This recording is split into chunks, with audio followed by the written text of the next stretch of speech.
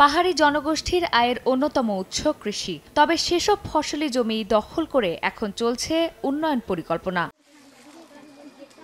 কারখানা তৈরির জন্য ১৯৫৬ সালে গাইবান্ধায় চুক্তিতে জমি নিয়েছিল রংপুর সুগার মিল। ২০০৪ সালে মিল বন্ধ হয়ে গেলেও জমি ফেরত দেওয়া হয়নি পূর্বতন মালিক সাঁওতালদের। এখন সে জমিতেই ইপিজেড প্রকল্পের উদ্যোগকে নতুন দখলদারি ও অমানবিক উন্নয়ন বলে অভিহিত করেছেন আন্দোলনকারীরা।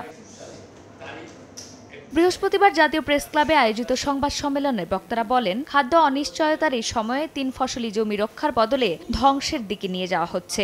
গবেষণা ছাড়াই কেউ কেউ উন্নয়ন চাপিয়ে দেবার চেষ্টা করছেন বলেও অভিযোগ তাদের। নতুন প্রজন্মের কোনো নেতা তারা না বুঝেই কথাগুলো বলছেন।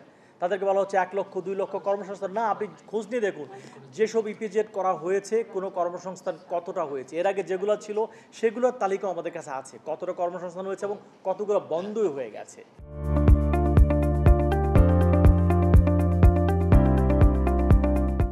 পাহাড়ি ও আদিবাসী জনগোষ্ঠীর ওপর চলমান দমন নিপীড়ন বন্ধে বর্তমান সরকার দায় এড়িয়ে যাচ্ছে বলে মন্তব্য সংগঠনের নেতাদের। সাঁওতাল পল্লীতে গিয়ে ইপিজেড করতে হবে, সরকারের এই ধরনের চিন্তা চেতনা আর কি কোথাও জায়গা নাই? 10 মাস অতিবাহিত হলো, কিন্তু অদ্যাবধি এদেশের ধর্মীয় এবং জনগোষ্ঠী, বিশেষ করে আদিবাসী, সারা দেশে বিভিন্ন জায়গায় পাহাড়ে যারা আদিবাসীরা বসবাস করছে, বিভিন্ন সমতল এলাকায় বসবাস করছে, তাদের উপরে ধর্ষণ, নির্যাতন, নিপীড়ন এটা একেবারেই চলমান বনা একটা জায়গা। এটা সরকারের কোনো প্রেস উইংস থেকে আরম্ভ করে কেউ এটা মানতেই রাজি না। আদিবাসীদের জমি দখল নতুন নয়, শিগগিরই এই সংস্কৃতি থেকে বেরিয়ে আসতে সরকারের হস্তক্ষেপ কামনা করেন বক্তারা। আমরা বৈষম্য বিরোধী অঙ্গীকার নিয়ে প্রতিষ্ঠিত অন্তর্বর্তী সরকারের কাছে জোর দাবি জানাচ্ছি। চন্দ্রিমা চৌধুরী, সময় সংবাদ, ঢাকা।